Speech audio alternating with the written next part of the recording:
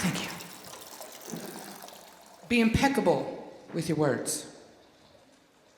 Words, words, words, words, words. If we were to get technical, I guess you could say that words are just sounds emitting from our vocal cords in some communicative way. But you and I both know that that's not the truth in its entirety. Words are not just black on white. Words are not just a language of society. Words carry power. There is an intention that precedes them. Words contain an enigmatic force, even if you cannot readily perceive it. Consider this. There once was a man searching for nirvana. His words devoid of violence. His message spanned time and space. He inspired men into complete silence. Now, I don't consider myself a Buddhist, but his teachings don't evade me. No, I don't consider myself a Buddhist, but his words save my sanity on the daily.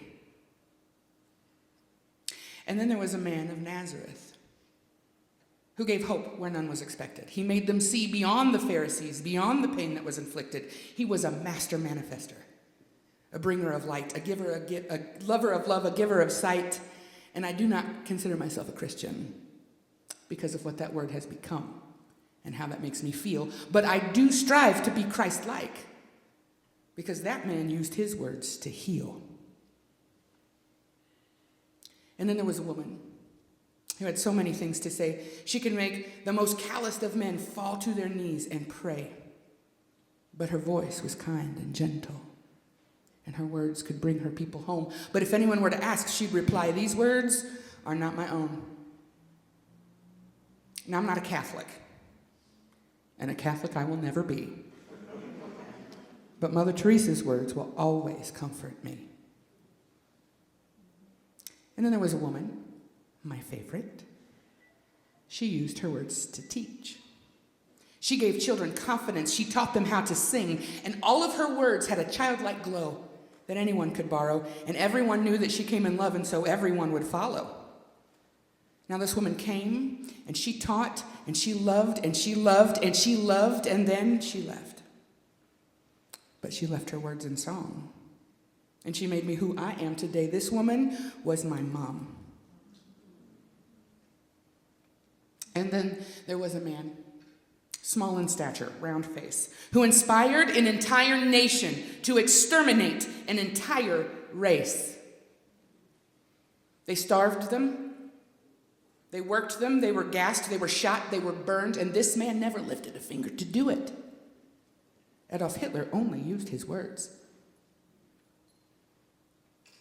Sojourner Truth, and ain't I a woman?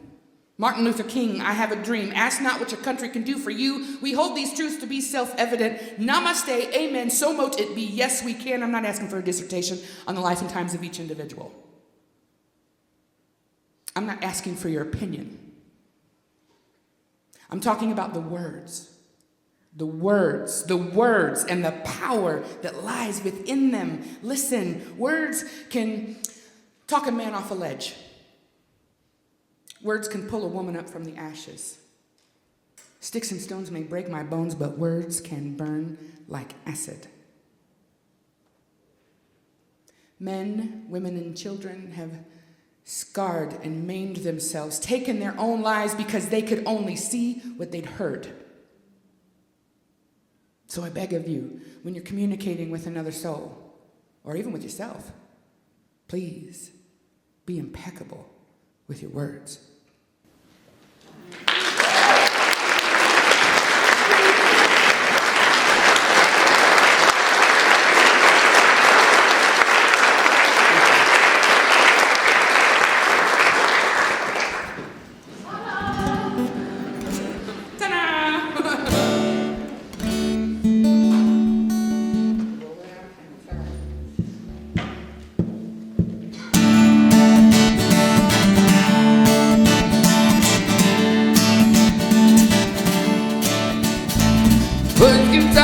So strong like I'd been sleeping way too long. Voice in my head screaming out loud said you better move fast and you better move now. Drop that baggage, leave it behind, cause the old stuff ain't gonna work.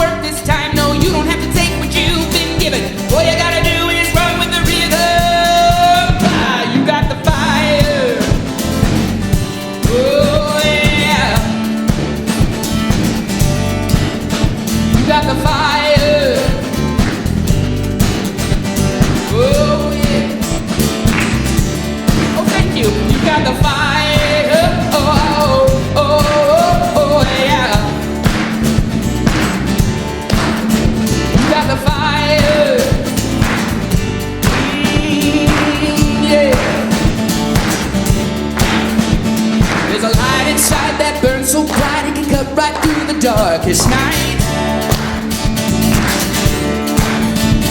Gonna shed those layers and labels and lines that's held me down, that's kept me tight. It's time to sink or swim, and I'm gonna do one better, man. I'm gonna fly. No, you don't have to take what you've been given. What you gotta do is run with the river. You got the fire. Oh yeah. You got the fire. Oh yeah. You got the fire. Oh, oh, oh, oh yeah. You got the fire. Oh yeah.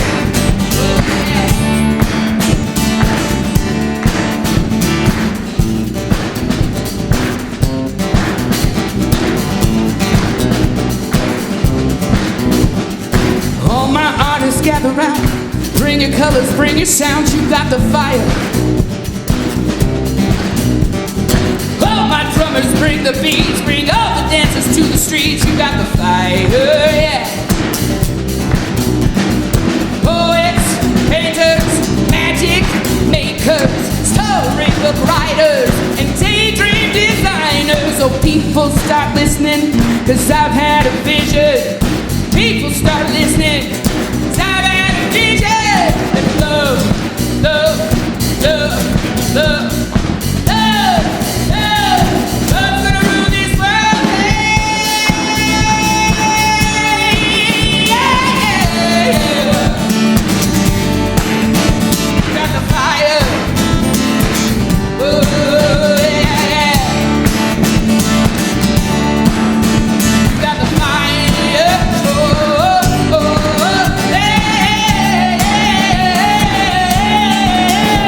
Got the fire.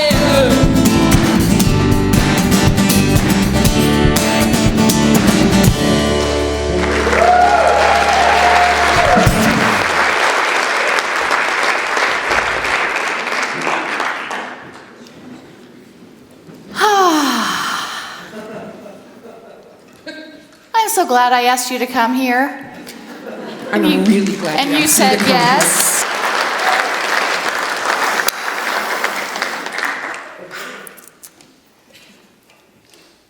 Yeah. Her second song is that she'll sing for you later is the one that kind of rocked my world. And let's face it, ever since you got here, you've kind of been rocking my world.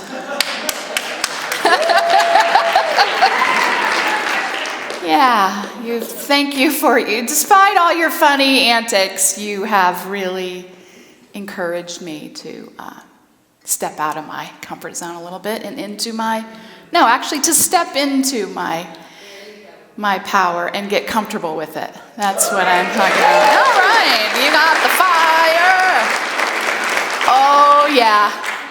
Now you're lucky today because Heidi was randomly looking through some old, Heidi's my partner, some old videos, getting some stuff ready for Hazel's graduation. That's 2 years away, but you know how you gotta start thinking about that.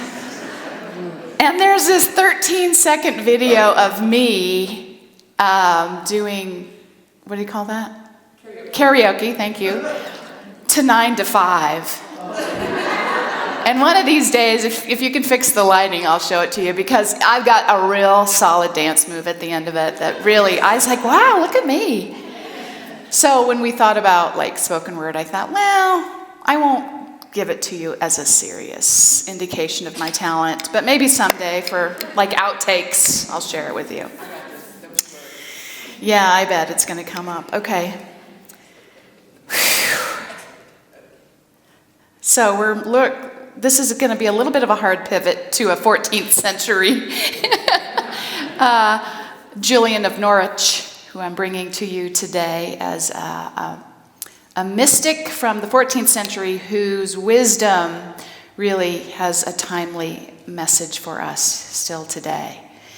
And as Mirabai said in her opening, to consider what you're good at, that you're a master of something. She also says this, and this is what I want to bridge into with this morning. Although I'm excited about disrupting hierarchies, defining who qualifies as a saint, and the 99% of the rest of us relegated to the ranks of the unenlightened, I don't want to accidentally fire the wisdom keepers who have dedicated their lives to dispelling illusion and suffering in this world. Some of the people you mentioned in the spoken word, for example. And it's a good reminder, right? I think about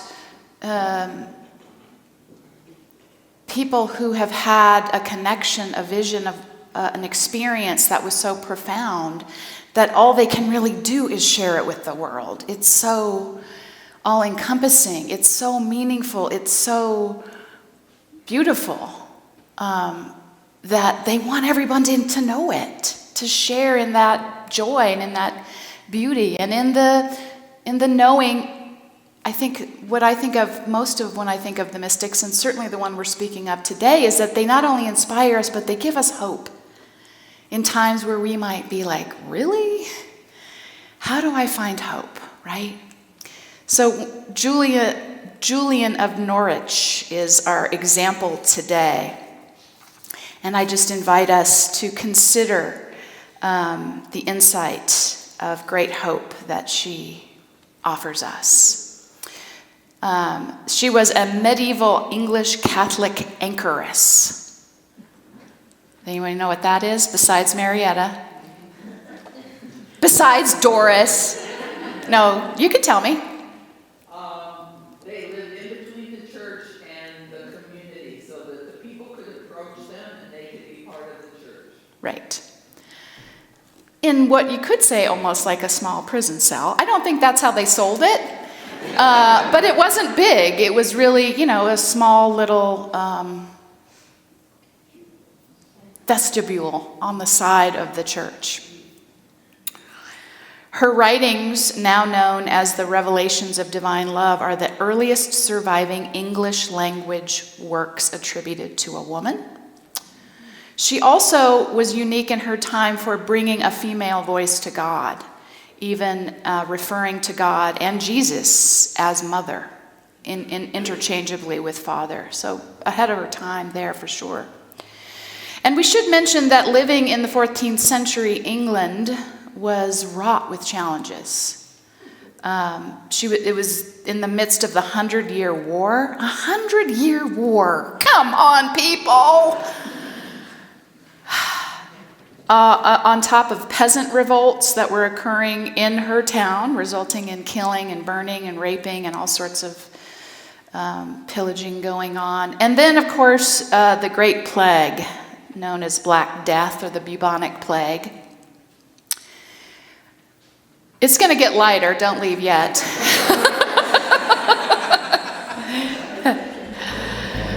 So that plague alone killed approximately 3/4 of the population in Norwich where she lived. So these, for someone that I'm going to show you, we're going to get to how she inspires hope. Just look at what the surroundings were that she was growing up in. And we don't really know much about her until the age of 30. It appears that she was married. She was a middle-class merchant's daughter, likely had children, was practicing Catholicism like most of England at that time. But nothing noteworthy or even recorded until she was 30 years old. And what happened was she was deathly ill, and they were preparing for her death. And so a priest came to prepare for giving her last rites and left a crucifix there. And she proceeded to have an 11-hour vision, what we would probably call a near-death experience, where she was in an altered state of consciousness, clearly from being sick and sort of unconscious for some time. But somehow she fixated on that crucifix and began to contemplate the death of Jesus deeply, and had this experience where she was actually speaking with him, and he was there with her.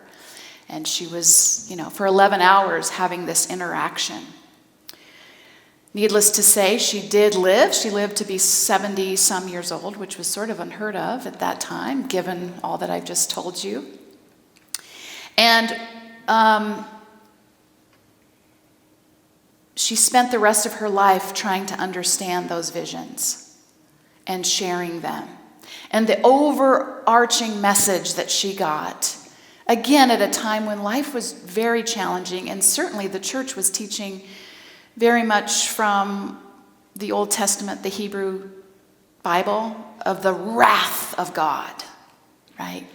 And her message was clearly, when she came out of that, there is no wrath in God, that God is love.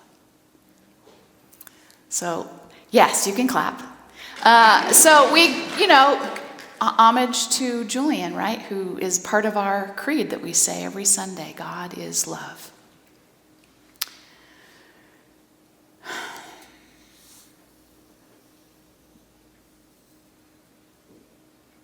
After this experience, it was after this experience that she felt the need to go apart and reflect on her profound experience. So she asked the bishop to enclose her in an anchorhold built against the side of St. Julian's Church in Norwich, England. Julian was later named after that church, so we don't even know her real name. Before that happened, she became Julian of Norwich. We do know, I do have a slide for this, Liz, that she had a cat. She was allowed a cat to live with her in her anchorage. Is that right? Not anchorage. It's a weird anchoress. As an anchoress, yes. So this term refers to a woman who permanently withdraws from secular society to live a secluded, intensely prayer-oriented life, typically within a single sealed room attached to a church.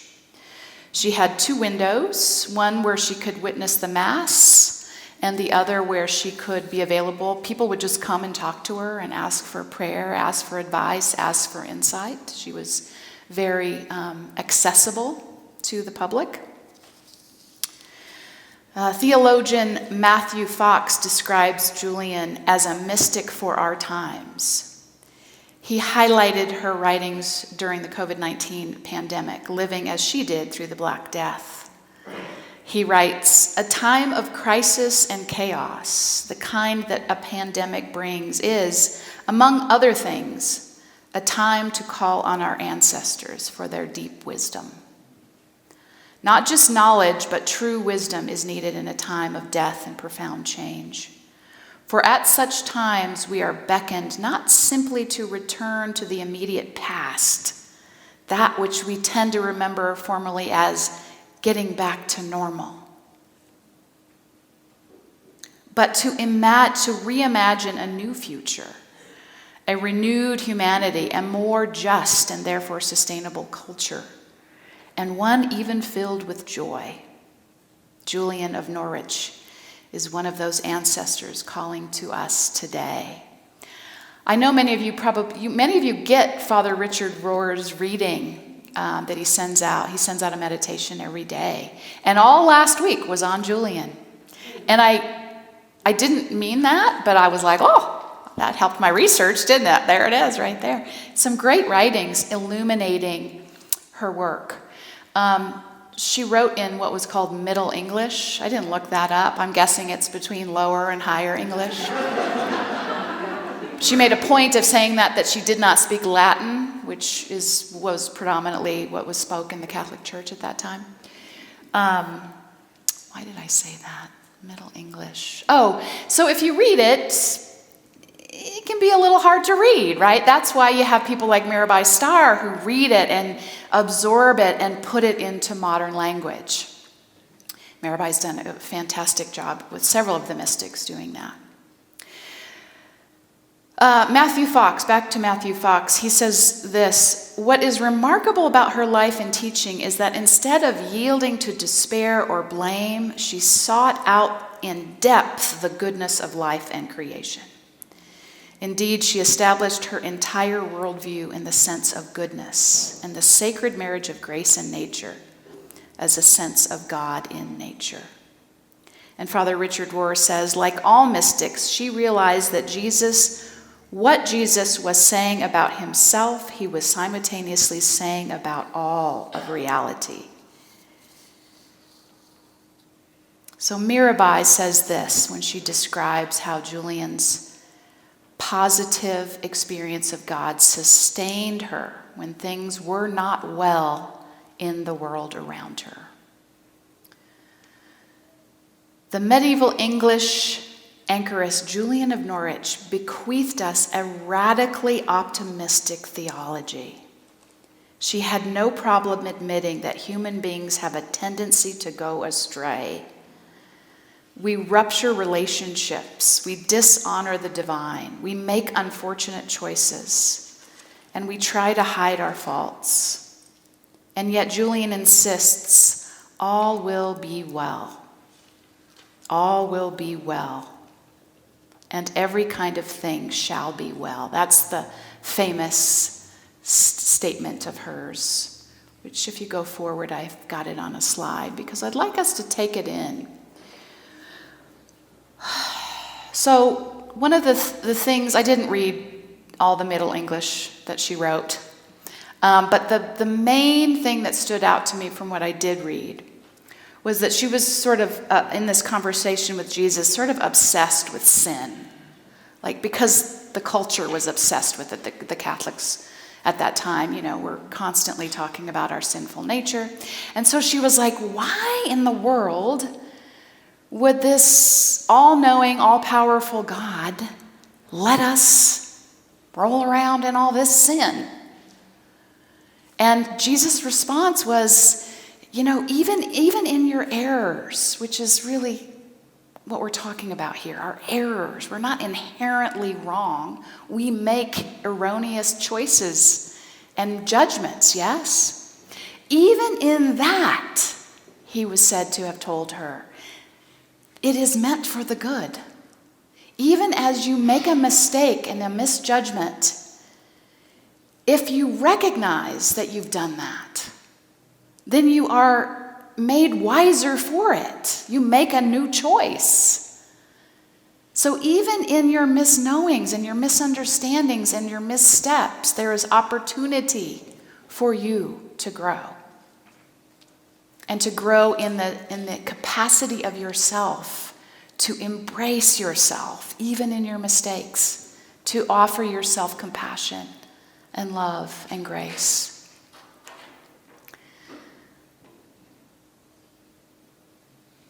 So the quote from that, even in sin, in error, all shall be well. Even our mistakes will be turned into honors if we will only see them for what they are, errors of judgment and opportunities to grow.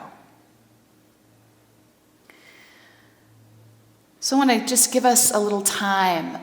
Mirabai reminds us of the practice of Lectio Divina, which is taking a reading. It's often been scripture, but a poem, a sacred text of any kind, and reading it a couple of times and letting it have its way with you. So I'm going to invite you to do that. I will read it for you, and we'll do that 3 times. And I want you to notice what stands out for you each time, what maybe comes more clearer, more comes to the forefront each time, okay? So that we can have a little experience with this wisdom. So I'm going to ring the singing bowl, as I often do, to just connect us from our head to our heart. Taking a deep breath.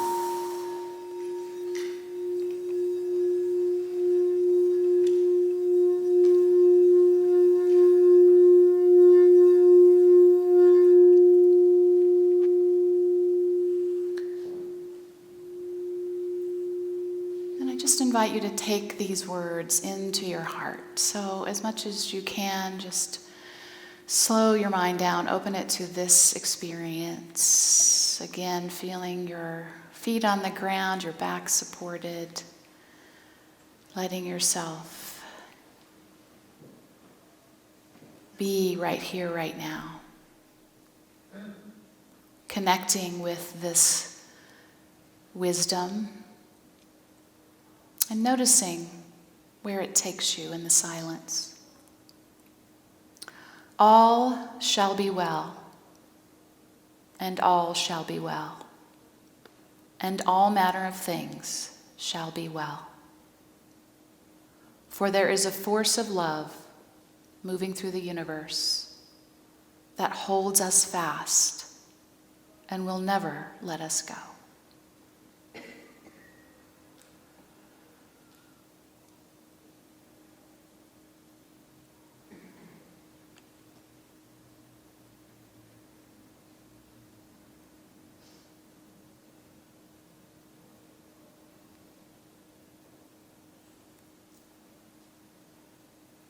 Taking a breath.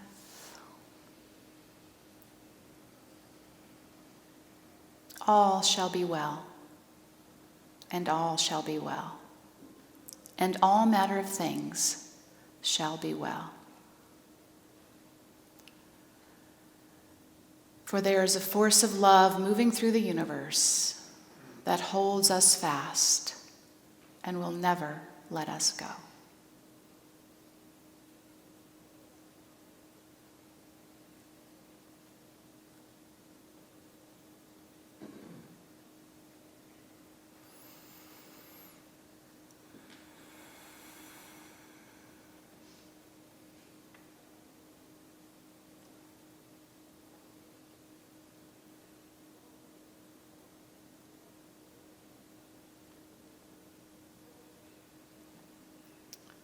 Another deep breath.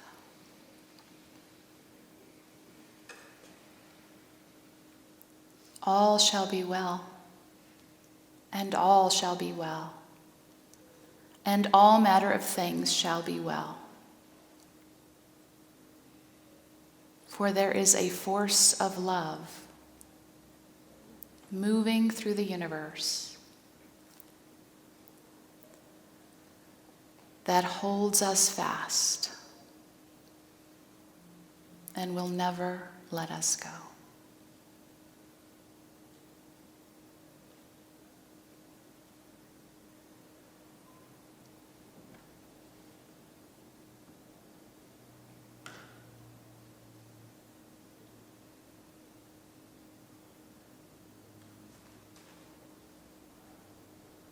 And taking another breath.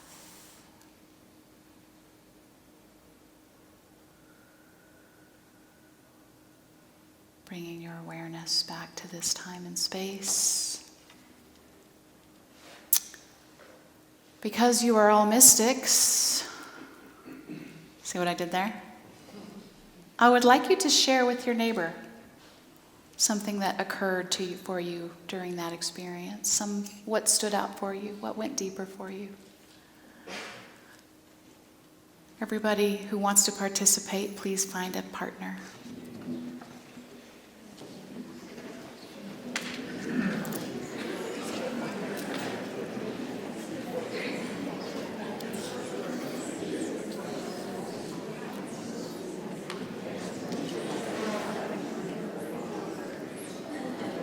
Jim.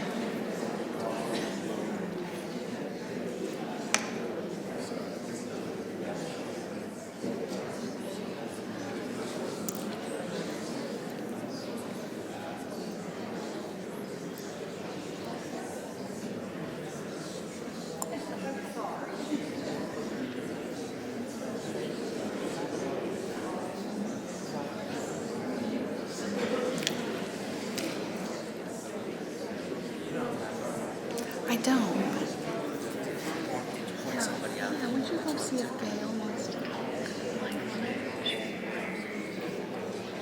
Yeah. If she doesn't, that's okay.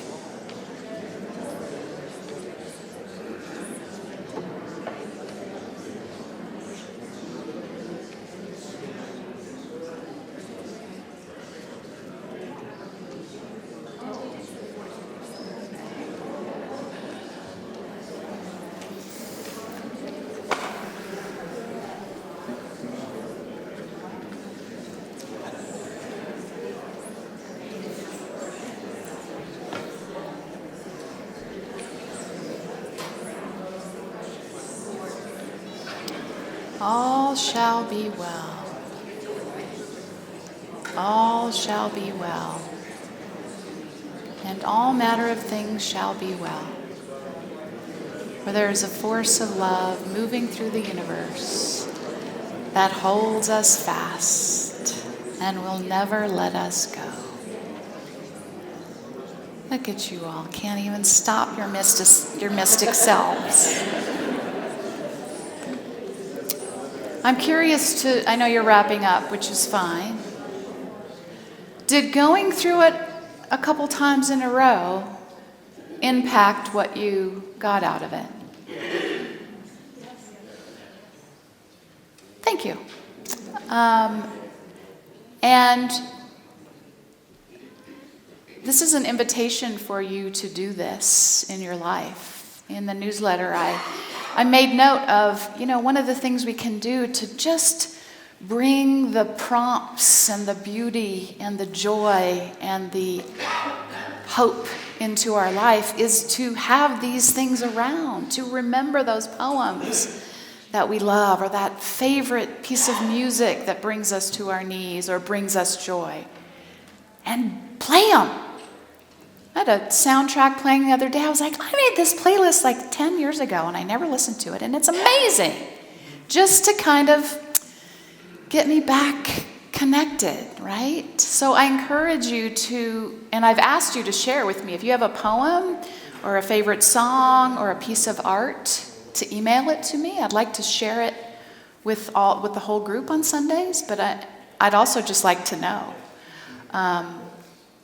So thank you for participating in that. I want to close with a couple things, close this conversation about Julian, with a couple closing remarks that Matthew Fox writes so beautifully, tracing the universal nature of her message of mystical hope and divine love. Julian makes explicit on many occasions that she is speaking to a very broad audience. I'll get to that one. One that includes those of us who are alive 650 years later. It follows then that we recognize that sense of inclusion. In God's sight, all humanity is one person, and all people are a single humanity. I love this idea. Bob Tipton is exploring that in quantum physics, quantum faith, probably quantum physics too. The book From Elder to Ancestor, how all of life is imbued with divine intelligence, that there really is no separate self, that it's one experience, one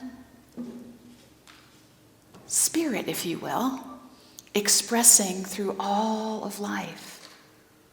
And so in a very real way, though your names and experiences have your hues to them, they're our experiences. They're my experience. It's why we tear up when we're having these, connections over this experience of being human.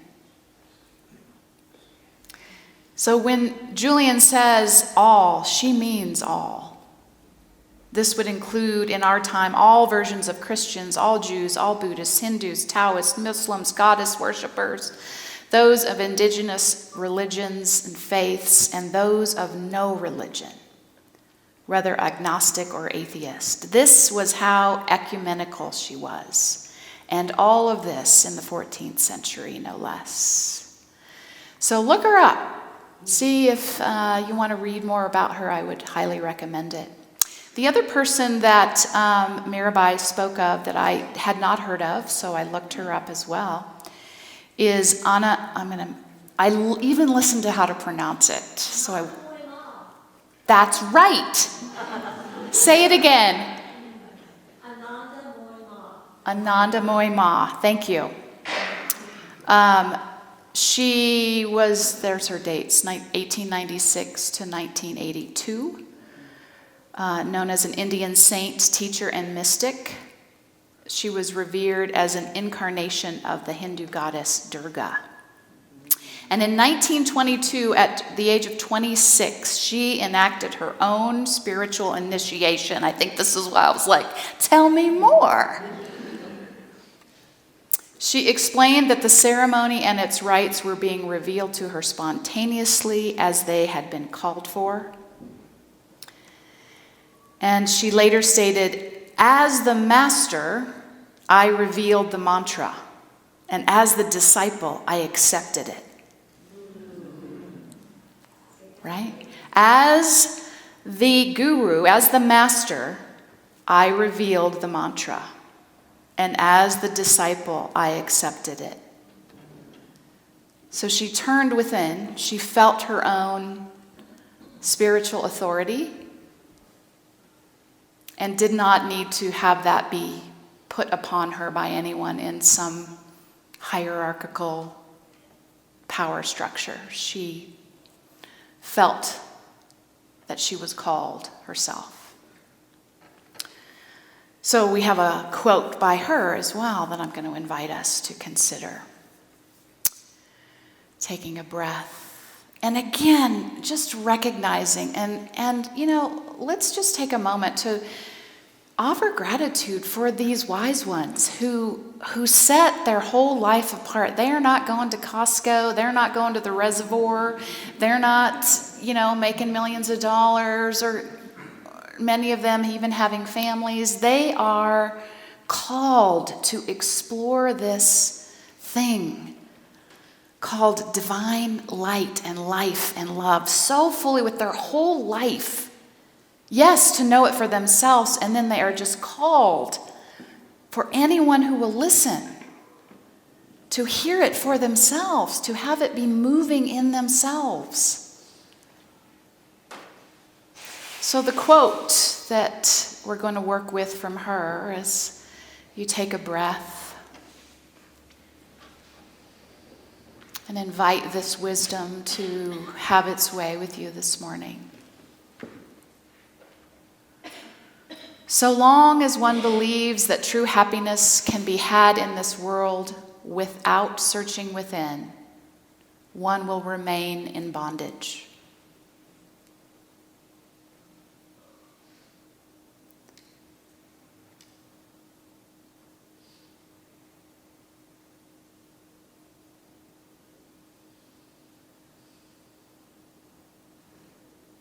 So I encourage you to consider in this moment, what does it mean to you to search within? What is calling you to investigate more fully within yourself?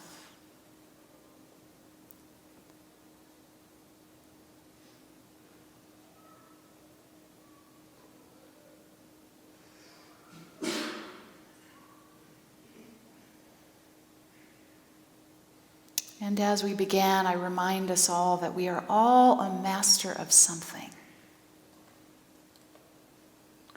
And that usually aligns with something that we love. When we love it, we tend to investigate it and be good at it.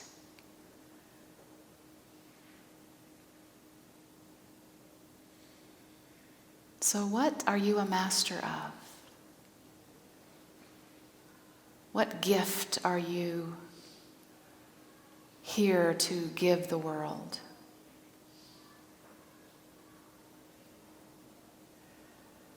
Again, you need not become an anchoress. You can give that gift right here, right in your ordinary everyday life.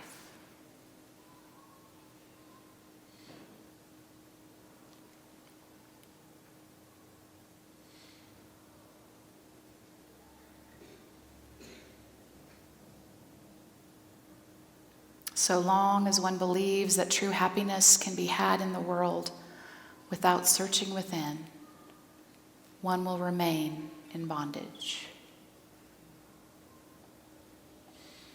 So we journey inward together, friends. I invite you to take a breath. we have the gift of yet another, my favorite song.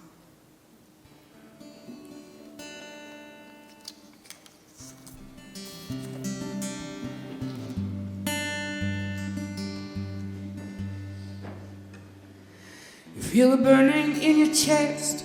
You know you're different than the rest. Sometimes it makes it feel like you could cry. When you're looking at the world through the heart that's on your sleeve, rather than your saline eyes. And sometimes it scares you to death. And sometimes it stops you in your tracks. Sometimes it makes it feel like you're pushing for nothing. But then everything gets quiet and the world moves in slow motion.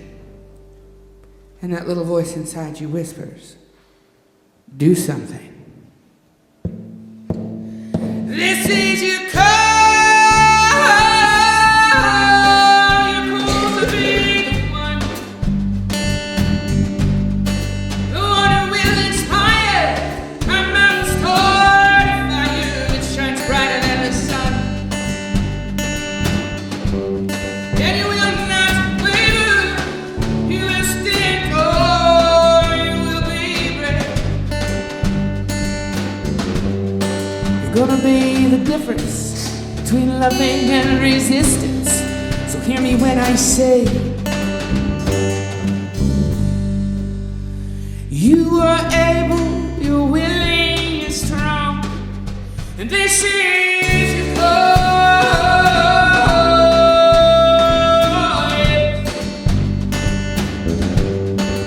This is your call.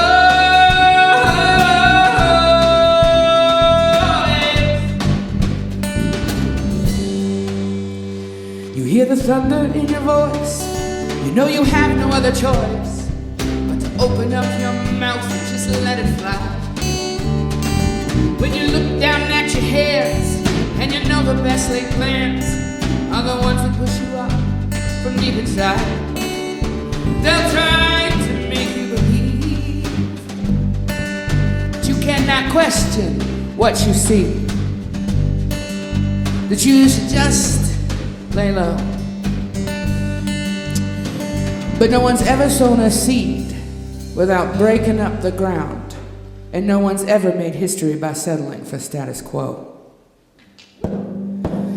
This is your call. You're called to be the one you will inspire. A mountain star by you that shines brighter than the sun. And you will not waver. You will stand tall. You will be brave. You're gonna be the difference between loving and resistance. So hear me when I say, you are able, you're willing, you're strong, and this is your call.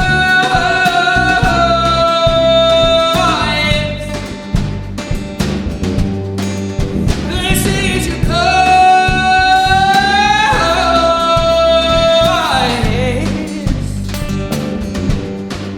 So be the love, and love will be the change you wanna see. Wear what makes you feel good, take who you want to prom, and I will sit with you till there's liberty and justice for all. This is your call. You're called to be the one you will inspire. One mountain star by you that shines brighter than the sun. And you will not waver. You will stand tall. You will be brave. Gonna be the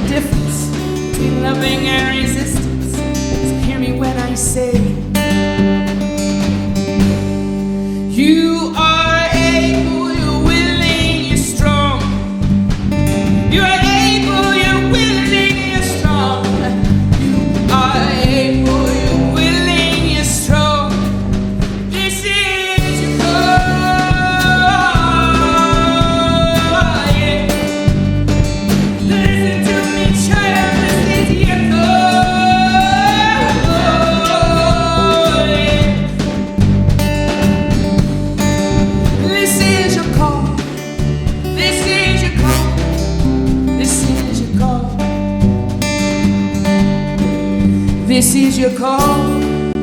This is your call. This is your call.